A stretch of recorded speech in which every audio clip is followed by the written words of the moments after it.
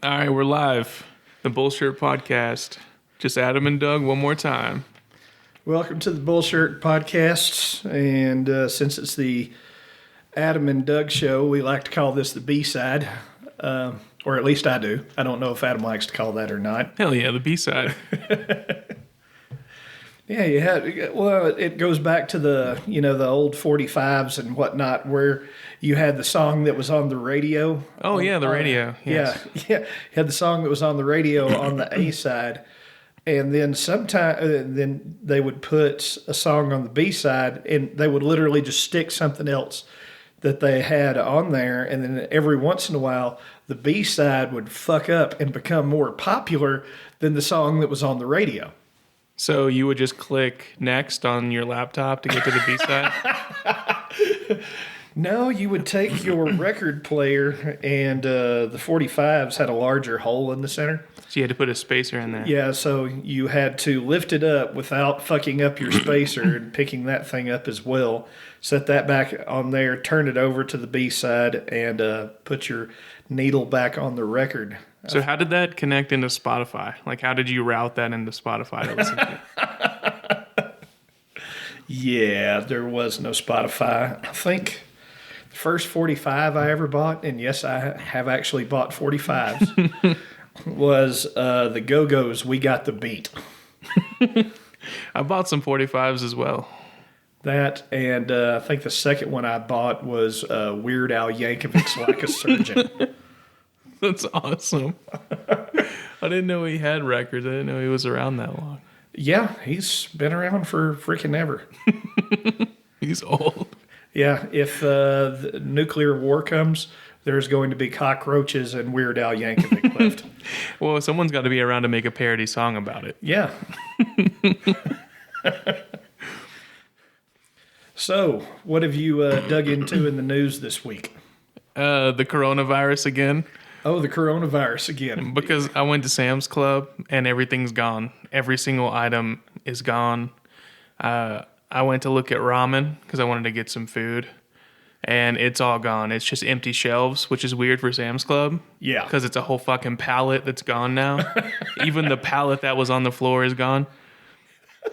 And the freezers are fucking empty. It's just empty. You can see straight through the fucking freezer to the other side of the freezer. And all the meat's gone.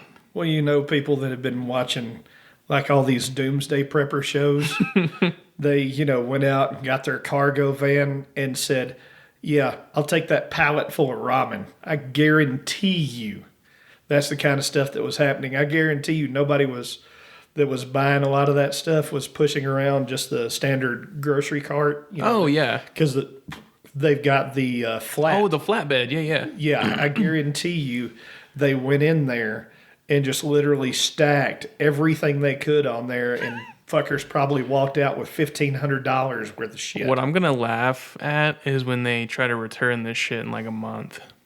And Sam's Club says, fuck you. Yeah, that's what I would say if I was Sam's. I would say, fuck you. Yeah, you can't return that butter that you bought. Yeah, you can't return all of these perishable goods that you bought, like meat. They bought all the fucking steak. It's empty. It's so fucking eerie because you walk in there and everyone's running around like their heads chopped off and there's no meat. Like it's an empty store, which is strange for Sam's Club. Yeah, that's definitely weird. And we're in Colorado. They declared a state of emergency like 2 days ago. And obviously we've had the NBA cancel their season, the Right. NHL cancel their season. It's really interesting. It's hitting close to home now. So I remember my original 50-50 prediction of this thing going pandemic. Yes. Well, we know which side of the penny we landed on that one. Even if the virus doesn't spread, the people panicking is the pandemic at this point. That's true. But it's somewhat justified. You've got, a lot of grandparents and a lot of everything else. And Yeah. Then you've got people with existing heart and lung conditions. If this thing were to literally just run wild, it would turn around and wipe a lot of those people out. So as opposed to just unjustifiable panic. I think it's more about protecting, elderly and people with pre-existing conditions who may not make it out on the other side of it. Right. But at least they'll die with a clean ass because we bought 55 pallets of toilet paper. Yeah, I don't get the fucking toilet paper. I think it's the one thing that people are afraid of running out of the most if they're quarantined. Which I don't get. I mean, the whole thing with me is let's say, even Italy's under lockdown now. Yes. Italy's under lockdown. They're under lockdown for a few weeks. Yeah. Okay, let's say you get into that worst case lockdown scenario to where it's a month to 45 days. Okay. How much fucking toilet paper do you need to last you a month or 45 days? You're not going to shit any more than normal. I mean, it's... Hey. Just a heads up, some of us have IBS. Okay. Yeah, sometimes we shit more often than other people. Right. I feel discriminated against right now. and that's totally understandable, but sitting inside four walls wouldn't necessarily make you shit any more than normal unless your only food option was, I guess, Pizza. You got all the bran in the fucking world, and it was bran for breakfast, lunch, and dinner, Oh, wait, we stocked up on Metamucil. Yeah. We'll show them. We'll have the cleanest colon in the world at the end of that month. That's a good point, though. Like, even if you're locked in for a month, you're not going to need 85 rolls of fucking toilet paper. No. But you could sell it to your neighbors. Well, that's true. Put it on eBay for $55 a roll. I wouldn't be that guy. Hey, I wouldn't either, but that doesn't mean that's not the plan. Yeah, there's some greedy fucker. I guess, toilet paper's the new concert tickets. We got scalpers We're now. Scalping toilet paper. Hey, yo, dog. Yo, come here. I got 6 sheets. It's only going to cost you $5. $5 for 6 premium sheets. sheets, my brother. Yo, this is 2-ply right here, bro. This ain't that cheap shit.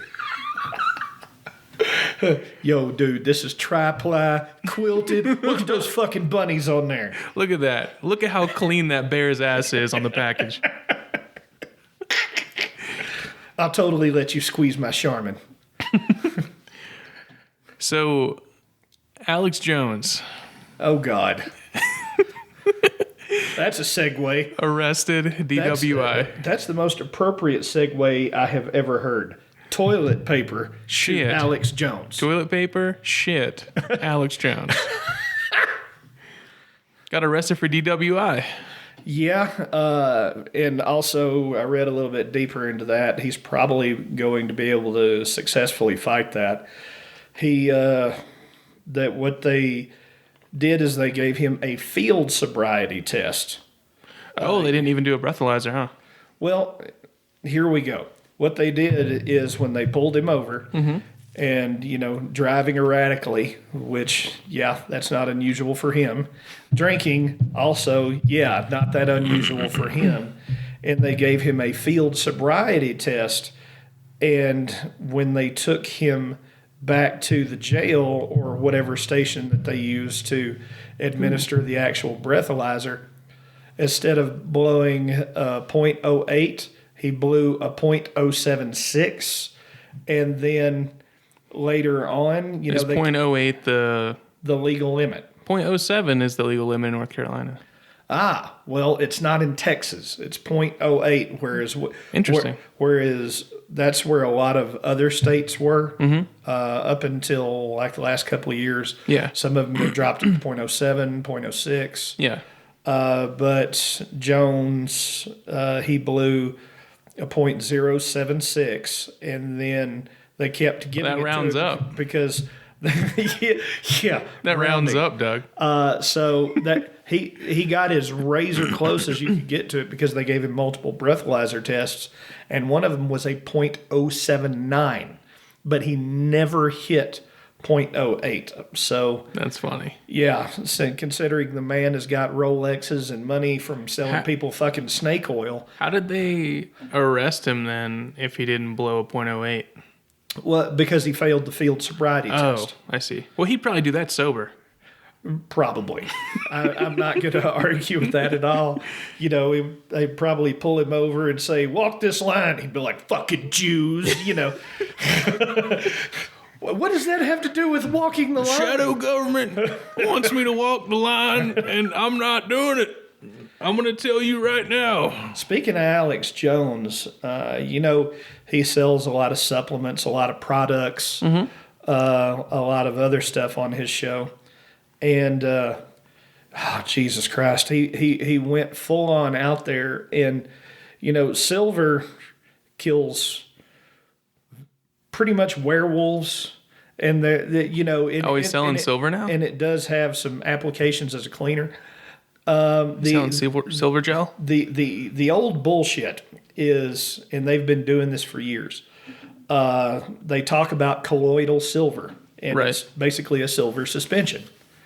And if you'll remember, there was one dude who was taking so much colloidal silver. He turned blue. He turned...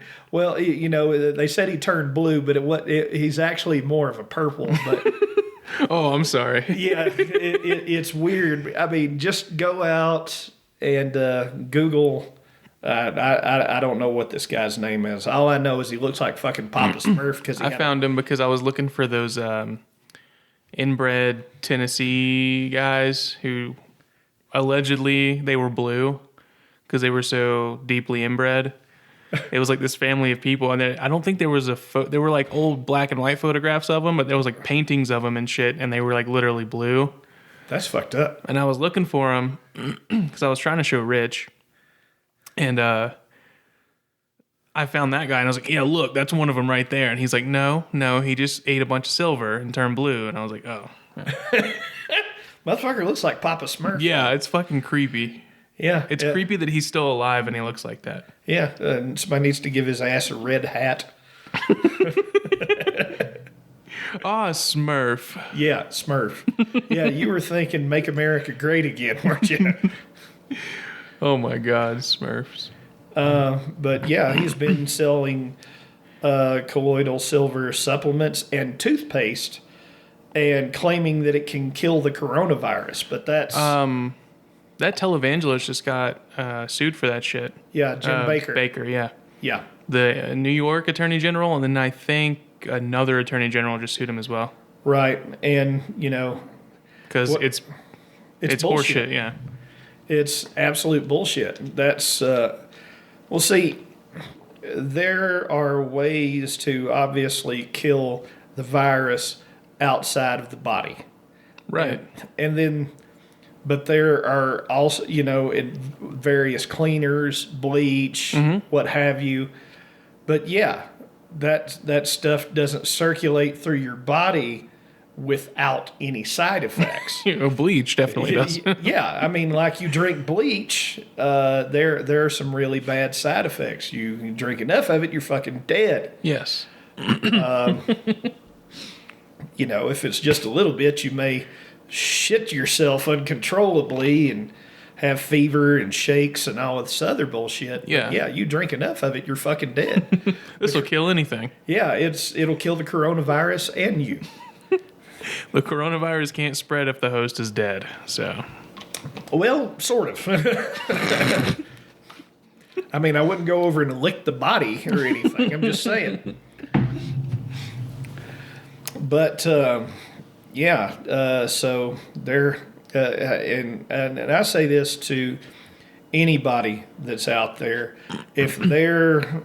anybody that's listening to this, if someone is trying to sell you some sort of glorified supplement that they're claiming can cure a disease, stop this, stop that, please, God, spend your money somewhere else, you know. But why when this thing magically fixes all my problems?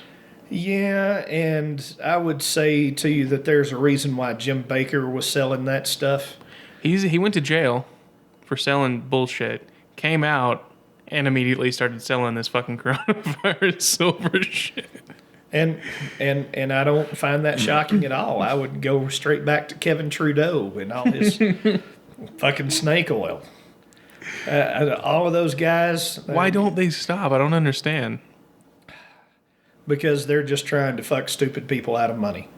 Yeah, but like if I went to jail for something, right, and then I got out, I would like to think that maybe I would at least pump the brakes on what the fuck I did to get in there. You would think, but you would be a rational human being. Ah, yes. He's like, oh, I'm out of jail now. I need to make money. Let's see. What's the easiest way to make money? What's the only skill I have? Lying to people. Yeah, Let's go. Let's sell dumb products to dumb people and let them part with their money. And I won't always necessarily say dumb people because if you have somebody that's in a bad situation, like someone that has a terminal illness, Right. and then the doctors all tell him, listen, all we can do is make you comfortable until it's time for you to kick the bucket. I understand the grasping at straws there, while I would say, anybody that reports to be something like a faith healer, or, they're going to feed you their special brand of activated charcoal that's going to go through and clean your system out, or, whatever. I think, I think we should put those people under the jail. Somewhere preferably where they're covered in honey and there's lots of ants nearby. I would agree. That seems especially predatory. Yeah. I mean, there are some true pieces of shit out there. Yeah. And, God. But what if they believe it? Like, I feel like Alex Jones probably believes the shit that he says. I think, personally, he makes himself, it's sort of like if you lie to yourself enough, you can, because with Alex, there's this kid that used to work with him. There was an article, I believe it was either in the Washington Post or the New York Times about 3 or 4 months ago, and he detailed one of there's a small community somewhere in the upper northeast, like upstate New York, some shit like that, and I don't know what the name of the place is. I forgot, so forgive me. It's like Islamabad or some shit like that, to where it's a bunch of peaceful Muslims that live in this one particular community. Okay. And they actually have they have guards outside because, as soon as some crazy conspiracy theorist finds out that there's a Muslim community holed up in this one particular area, they think, oh, yeah, that's where all the terrorists are. They're going to be the death of us all. He sent his people out there to try to interview them, and the way that they presented themselves was that they were here to, that they were debunkers, that they were going to, put these people in the news and say, yeah, it's a totally peaceful community. There's nothing going on here. Right. And then it wasn't long after that you had, I think it was the Muslim guy and his wife that was out in California, where they sort of both went nuts and they turned around and killed like 60 or 70 people. And, San Bernardino? Yeah. Yeah. Yeah. I always remember that one because that's one of the multiple cases where the FBI really wanted Apple to backdoor the iPhone. Yeah. And Apple told them they couldn't do it because it's encrypted end to end. So, well, it's more or less they told them they could do it, but they didn't want to, because they would literally be creating their own security vulnerability. And if they turn around and gave it to them, then it exists. Right. Then it can be given to somebody else, and then that's the only way for them to protect their encryption was don't give anybody the keys to it. Right. But every time this happens, it's like they say no, and then it kind of fizzles out, which makes me think they probably turned around and said yes. They keep coming back to it. So Yeah. I don't think that's the case, because if it just fizzled out and then we never heard about it ever again. Yeah, that's true. Yeah. Because the FBI keeps trying to do it every time there's a terrorist attack. Well, not even that. Anytime that there's any sort of nefarious shit that they can turn around and point at Apple and turn around and try to make them look like an asshole for, not cracking their own encryption, and then turn around and handing the keys out. And they consistently do it, even when they don't need the data. That's the thing. They'll say, okay, we have this case X, and we've established their timeline. We know everything that they put up on fucking Facebook. We've pinged their phone. We have them in all these locations. Right. We've tracked their credit card records. We've got practically everything. The only shit that we don't have is what's stored on that phone. And to that particular case, that may only make 2% difference, but they turn around and make that mountain out of the molehill. Yeah. We need the data on that phone. Yeah. Why? That's totally because terrorism. That case. Because terrorism, that's why. Yeah, pretty much. And they keep coming back to it, and they're probably going to keep coming back to it. But until Congress goes through and actually passes some sort of law, or there's some sort of legal action. Maybe somebody could do that through executive order. I wouldn't think so, but I think you'd probably have to pass a law or have a court ruling where there was an interpretation of a law that said blah, blah, blah. Right. Sort of like a Supreme Court case kind of thing. But I doubt the Justice Department wants to push something that high and then get their dick slapped, because I think that's what would happen. Yeah, that's because it's not that helpful. These two people got out of their car and shot a bunch of public citizens. Yeah. What more info do you fucking need? Yeah, pretty much. It's like, I don't have to know that, they were texting their mom and then they had goat porn pictures on their phone. That has nothing to do with nothing. They went out, they shot a shitload of people. End of story. Yeah, pretty much. Oh, he texted his brother and said happy birthday. That son of a bitch. What a fucking dick. Let's storm the compound. Yeah. That's crazy shit. Well, let's see. That was an interesting trip from Alex Jones to there. But after that happened, that peaceful Islamic community, they turned around and said, oh yeah, that's totally where they were trained. This is a terrorist camp. Oh, I remember that. Yeah. Yeah, I remember that. Uh-huh. Yes. And these people that weren't hurting anybody, that came out and, they as a community openly denounced and said, basically, if you were doing that kind of shit, you weren't Islamic, because, Islam actually teaches you not to harm the innocents. Right. It's like if somebody fucked you over, hey, fair game. But, you're not supposed to be going out there and killing women and children and people that didn't have anything to do with anything. Right. So they turn around and they demonize them, and then just can further contribute to that hate and fear. Meanwhile, it helps them sell supplements and bullshit and, I guess their magic anal bleach or whatever it is that they're hawking on there. But I know they're doing toothpaste and supplements, and they've sold iodine for like nuclear fallout crap and what? Yeah, well, it's like iodine will help clean a certain amount of radiation out of your body. Yeah. Okay. So, also that same guy, this was almost Is this the fucking 70s where iodine just fixes everything? No. Put that on a cut. Ow, fuck, that burns. Yeah, that means it's working.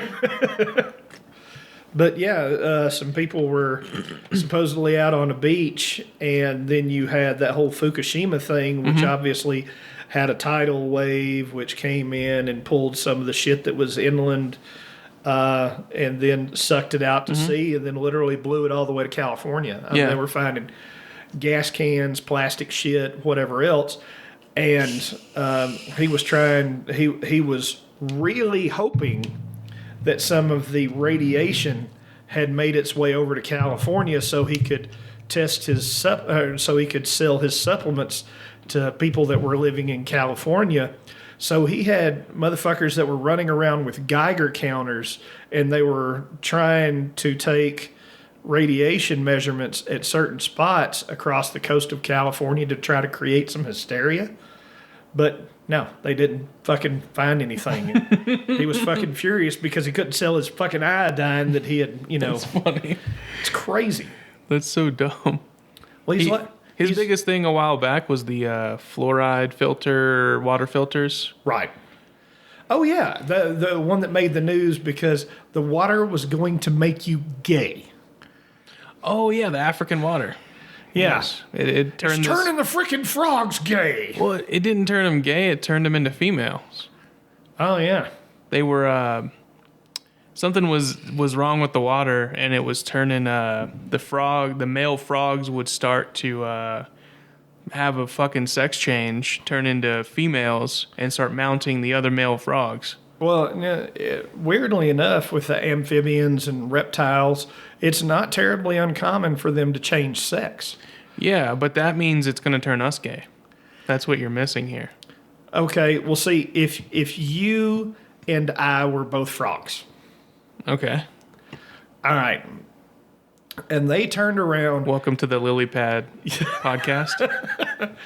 If they put all of these frogs in the same environment and they were either all male or all female. Yeah, some of them would change so they could mate. There's a genetic trigger Yeah. that will flip. And this happens in frog populations, snake populations, where some of them even wind up going hermaphrodite. Yeah. Yeah. That's what the water was doing to these frogs, allegedly. There was something weird in it that was turning them... Well, hell, there's a fungus that's been killing frogs left and right, and I think it's South America something. Damn. But yeah, that has nothing to do with anything. That's not funny. We need to be talking about funny shit here. They said chronic wasting disease in deer. Yeah. They say it has a pretty good potential of hopping over. Ah. Well, it looks to be something similar to like mad cow, copper storage disease, kind of whatever, the way I understand it. I could be totally wrong. I thought chronic wasting disease was when you're paralyzed and couldn't move, and you just stand there and deteriorate until you die. Well, no, they say these deer wandering around. Ooh. That. What am I thinking of? There's something like that where the deer just stand still and they can't move. I don't know about that one, but that chronic wasting disease, they still move around, albeit a lot more slowly because they don't have as much muscle mass or anything else. So what does it do? It basically, remember, well, no, you wouldn't remember, but you've seen somebody that's basically anorexic. Yeah. You seen anybody that was in the news, whatever else, that was anorexic until the point that they died from it? Yeah. It basically causes that. Yeah. Their body basically winds up eating itself. So they go from, because I am like 235 pounds right now. Mm-hmm. Okay, imagine if you saw me 45 days from now and I was 125 pounds. I would be a skeletal structure with skin wrapped around it. Doug, get away. Who are you and what have you done with fucking Doug? This is the haunted podcast. Okay, see, I thought chronic wasting disease there was a disease that deer had, and hunters were getting really upset because you could just walk up and just aim your gun, just fucking shoot its head off. Well, I mean... And it would just stand there looking at you. Yeah, once it gets to a certain point. Google it. Look it up. You got your laptop right in front of you. Chronic wasting disease.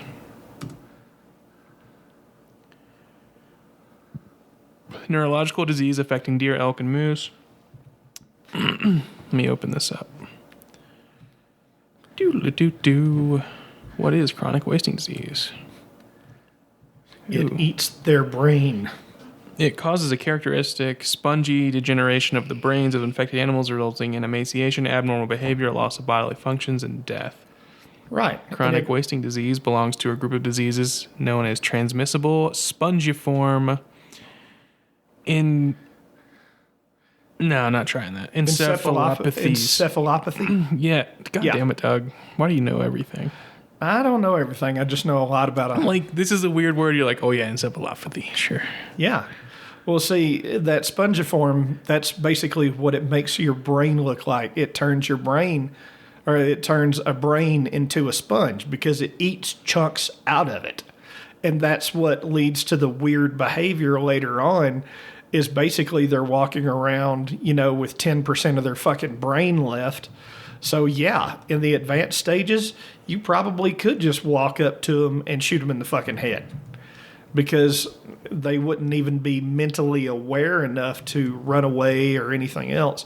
That's like if a dog gets like copper storage disease, something similar happens to where eventually the dog, it's like it kind of just forgets how to do everything as that copper storage disease slowly eats its brain. And it's some nasty stuff. They've got some medications to kind of help for it, but nothing really. I mean, there's like no cure for it. There's nothing that really stops it. That sucks. Yeah, it really does. Because I think I've known 2 people that their dog has had it. Mm-hmm. One of them's Dan. Yeah, I heard him talking about that one day. Yeah, and then another friend of mine from back home, they had a Doberman that wound up with, I believe it was copper storage disease. It caused him all sorts of liver problems and other weird stuff, but the dog didn't make it for but 3 months after that. Zombie deer disease. Yeah. That's well, creepy. The only thing as far as you can call it zombie deer disease, but this is not one of those things that if it crosses over to people that it's going to start the zombie apocalypse, because theoretically if that does cross over to people, basically what you would, the symptoms that you would see would basically be insanely rapid onset Alzheimer's. And weight loss. And weight loss. Fuck that. Yeah. That's creepy. Yeah. I don't like it. I don't like it. I want the world to just stop right now. Okay. Well, you want to go on to funnier news, or do 2020 is getting out of hand? Or you want to talk about this weird shit? A little bit of both. All right. So last week, you had an 8-year-old that they had a youth hockey league in Canada. Okay. So they were trying to drum up money for the youth hockey league, and they had all of these people giving away various things as a raffle. Mm-hmm. Well, an 8-year-old spent some money on one of these raffles, and guess what his prize was? What's that? $200 worth of pot. Fuck yeah. This is Canada? This is Canada. Fuck yeah, Canada. So, yeah, they... Shout out Canada. They're trying to raise money for their youth hockey league. And he didn't know what it was. He, because there were some edibles and other things in the mix, and he wasn't really aware of what marijuana is yet, but somehow this 8-year-old wins the raffle, and his prize is $200 worth of pot. So, fuck yeah, they obviously declined it. There was a big hubbub. It's like, marijuana has no place in a youth sports league. Yeah, I mean, they kind of have a point there. That's so funny. It's fucked up, man. Hey, kid, try this shit right here. Did you also see there's a YouTube video out there The last time I looked at it, it had about 25 to 27 million views, something like that. Oh shit! It was this I call him a kid, but I think he's early, like 20, something like that. And what happened was his dad was filming him during his pole vaulting practice, and he was trying a new grip. And he went up, he's, no shirt on, nothing but shorts and his shoes, and he's trying out a new grip. And the grip sort of works. He gets up, totally clears the bar, but the way he released the bar, it starts swinging forward towards the mat. And when he went over the bar and came down on the other side, the pole is still sticking up and pointing straight at him, and he came down and it hit him directly in the testicles. Oh, I don't like that. Makes my balls hurt thinking about that. It tore his scrotum. Shut up. No. So bad that it needed 18 stitches. That's nuts. You want to hear something even more nuts? What's that? His dad, who was filming it, is also his pole vaulting coach, but is also a urologist. So he immediately took his kid down to his office and stitched up his nuts. Damn. He said he became a lot closer with his father after World's that. greatest dad right there. I'm sorry, son. Let me sew that back up for you.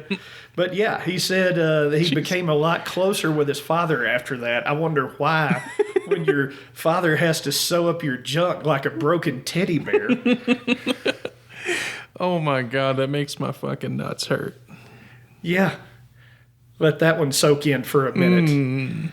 Also, I think this was somewhere in upstate New York. He had a 19-year-old kid that took his girlfriend out to the Texas de Brazil to go to the Brazilian Steakhouse, take his girl out on a nice dinner. And I've never been. I kind of want to go to one. Well, it's a protein all-you-can-eat buffet. Yeah, it's all meat, right? Well, you can get all the meat you want. Most of the time, they've got like a salad bar or something else out there. Okay. And then you have a card or a chip or something else, and it'll have two sides to it. One side means bring me more shit, and when you turn it over, it's stop bringing me shit. So what kind of meat do they have?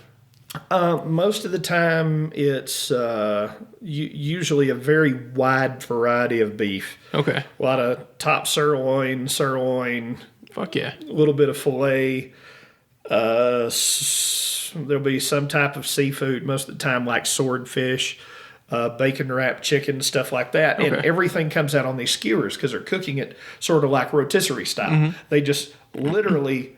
They grab the whole damn skewer of meat and they run around with a knife. And if your card is turned over, they walk over and just sort of ask if you want some of whatever in the world they got on there, and they just start slicing that shit off on your plate. Yeah, and they just start slicing that shit off. And, and they just keep going until you tell them to stop. I have been to one of these places once, and I will never go again. Why? Well, it was good. It tasted good. Obviously, I was very full when I left. Okay. But putting that large an amount of protein in my body led to what I call the bulldozer effect.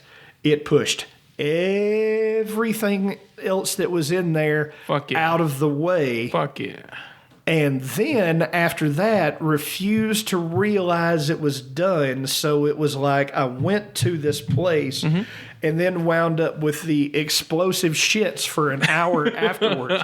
There was, this was back when I was living in Charlotte, and I was in uptown Charlotte, not downtown Charlotte. And that's the Texas de Brazil down there. And when I was coming back, let's see, I made it as far as the QT on South Tryon, for I was practically about ready to shit myself. I pulled over into the QT on South Tryon, just right off the exit there. Yeah.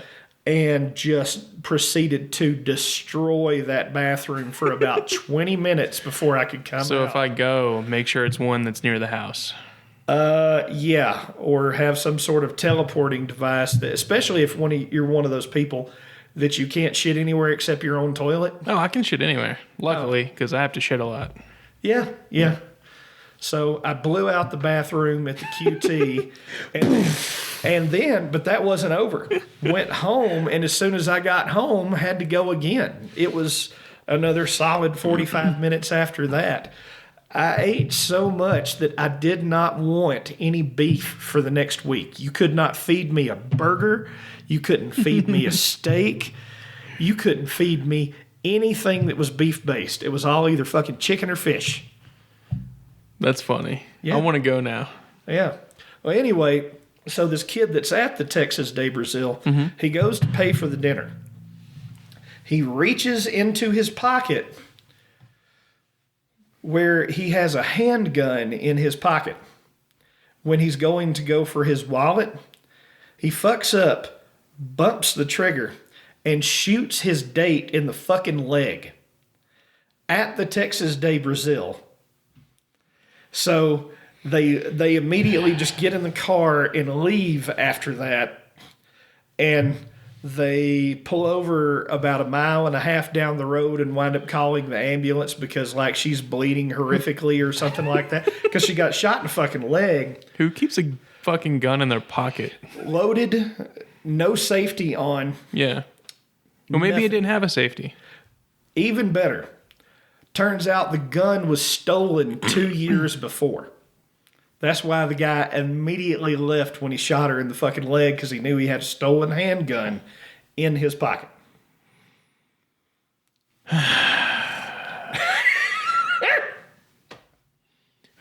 All right, never mind. The type of person that has a stolen handgun is the type of person to have it in their fucking pocket. That's With it. no safety on. One in the chamber. Well, sometimes, like, I have a 38 that doesn't have a safety. Yeah. It's hammerless. You just pull the trigger and you go. Right. But most of the time, if you have those are sometimes referred to as dual action only, where it's pulling the trigger. There's usually a large Travel. Yeah. And as opposed to Click, boom. where you got a semi-automatic, you can tune it all the way down to where it only takes 3 or 4 pounds of pressure to pull the trigger once it's already caught. That's true. The safety is in the pressure it takes to pull. That makes sense. Yeah. So, that's how a lot of those little guns like that get around, really, most of them, for all intents and purposes, not needing a safety. Right. Whereas some of your hammer-fired guns, you'll even pull them. Wow, I just smacked the mic. I know that had to sound interesting. But, where that hammer will come back and you've got the safety on. If you fuck up and knock that safety off, or there's even guns that have an exposed hammer. I know somebody that shot himself in the fucking leg. Let's just say he's not exactly a goddamn genius. He was running, he had a one of the Derringer 410 45s. Okay. And had it loaded with shotgun shells and dropped a wrench, and while that gun was in his pocket, that wrench fell down and hit the back of that hammer, firing it while it was in his pocket. And basically took the top few layers of his skin off inside his pants. 410 shell going off in your pocket doesn't sound like a lot of fun. Yeah, no. No, really not. Know another dude who shot himself in the foot with a 38. Yeah, needless to say, I didn't learn gun safety from those people. Yeah. That's fun. So how did a wrench hitting it make it go off? I don't... Well, see, the thing is, And everybody on the podcast themselves is going to miss this. I'm holding up a pin right now. We'll say this is a firing pin. Right. All right. Now, that firing pin is always there. You've got the shell that's right there. All that has to happen is that firing pin moves forward and hits the primer on the back of that shell. Now, in a gun with a hammer, what drives that firing pin forward is that hammer coming up and smacking the back of that firing pin. So, if you have a large metal object with some weight to it that falls and smacks the back of the hammer. Interesting. Even if it's not cocked? Right. Even if it's not cocked. Interesting. I didn't know. I thought you would have to rock it back a bit and let it snap up. Now, I'm sure there are some guns that have some more advanced safety features, and I'm sure there's probably somebody out there that's going nuts right now that my hammer fired blah, blah, blah won't do that. Yeah. Well, now I think there's something between the hammer and the pin until you pull it back, I think. I might be wrong. Well, like I said, there may be more advanced safeties on hammer-fired weapons now. Yeah. But not this guy. Yeah. Boom. Yeah. Jeez. All right, Doug, we're at 45 minutes. You want to call it a day? Yeah, let's call it a day. I don't have anything else other than people shooting themselves in the legs, coronavirus, Alex Jones, toilet paper. Apple encryption. Nothing at Sam's. People getting their nutsack stitched up. And 8-year-old kids winning weed for prizes. Yeah, that's all I had. All in all, great podcast. A nice narrow band of topics. Yeah. All right, adios, guys.